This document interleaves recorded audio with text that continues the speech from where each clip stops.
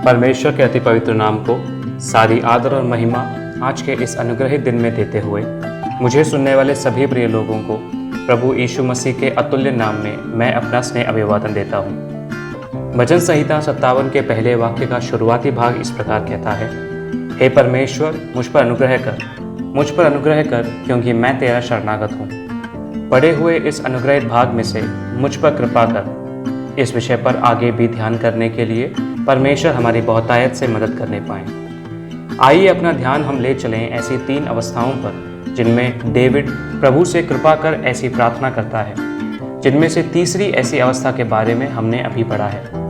लेकिन उससे पहले उसकी पहली अवस्था पर, जिस पर हम पिछले 2 दिन से मनन कर रहे थे, जिसमें डेविड द्वारा किए गए बड़े पाप के कारण जब वह परमेश्वर की पकड़ में आता है, वह परमेश्वर से अपनी गलती को मानकर पश्चाताप करता है और परमेश्वर से अनुग्रह करने की प्रार्थना करता है। उसकी दूसरी अवस्था, जिस पर हमने कल मनन किया था, भजन संहिता 56 में डेविड द्वारा एक समय में हराया गया योद्धा गोलियत के अनुयायियों द्वारा उन्हीं के देश में डेविड का पकड़ा जाना, शत्रुओं के हाथ से बच निकलने के लिए परमेश्वर से अनुग्रह की प्रार्थना करना और अद्भुत रीति से बच निकलने का अनुभव करने की अवस्था।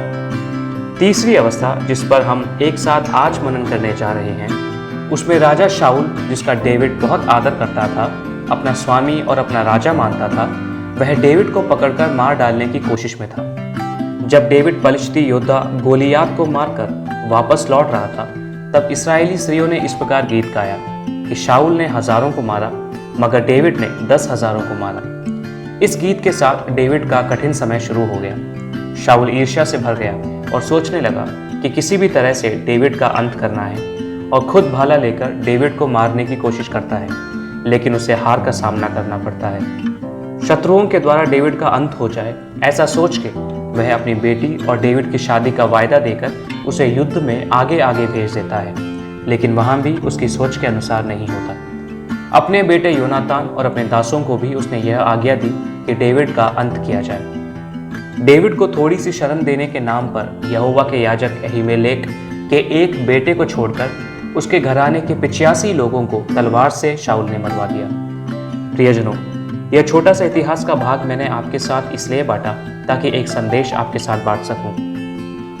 परमेश्वर की कृपा और अभिषेक पाए हुए एक व्यक्ति को नष्ट करना इस संसार के किसी भी व्यक्ति के लिए संभव नहीं है। पढ़े हुए भजन संहिता 57 का 4था वचन इस प्रकार कहता है, मेरा प्राण सिंहों के बीच में है, मुझे जलते हुओं के बीच में लेटना पड़ता है, अर्थात ऐसे मनुष्यों के बीच में जिनके दांत बर्छी और तीर हैं और जिनकी जीभ तेज तलवार है।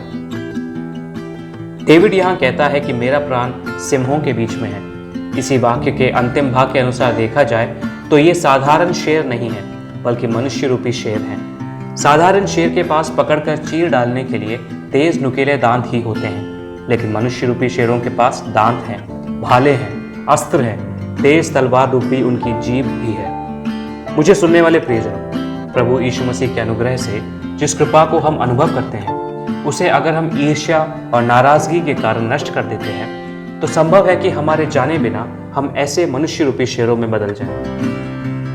यह एक बड़ा संदेश है जो मैं आप लोगों के साथ आज बांटता हूँ। हम मसीह विश्वासियों में देखते हैं कि हम अहिंसा को बढ़ावा देते हैं और ऐसे लोग हैं जो शांति बहाल रखना चाहते हैं, लेकिन उसी समय में अपने शब्दों और जुबान का इस्तेमाल करके हम कई युद्ध लड़ते हैं। आज वचन सुनने वाले हम में से कोई भी दूसरों के बारे में बातें करता हो या उनकी गलतियां निकालता हो, तो परमेश्वर से क्षमा मांगकर उसकी अच्छी संतान बने। और अगर ऐसा नहीं तो हमारी अच्छाइयों को बुराइयां समझकर डेविड को नष्ट करने की शाऊल की कोशिश करने के समान हम दुश्मन के फंदे में फंसने वाले व्यक्ति हों, तो डेविड के समान आइए निरंतर हम उस कृपा के लिए प्रार्थना करते रहें। जिस प्रकार पहले शमूएल की पुस्तक के 24वें अध्याय का 16वां वचन कहता है, उस समय तक शाऊल ने डेविड को अपना शत्रु माना, फिर भी उसी डेविड को मेरे बेटे दाऊद कहकर चिल्ला कर रोने लगा। उसी प्रकार हमारा समाज, परिवार और देश हमारी अच्छाइयों को जानने वाला एक दिन होने पाए आज का दिन। ऐसी प्रार्थना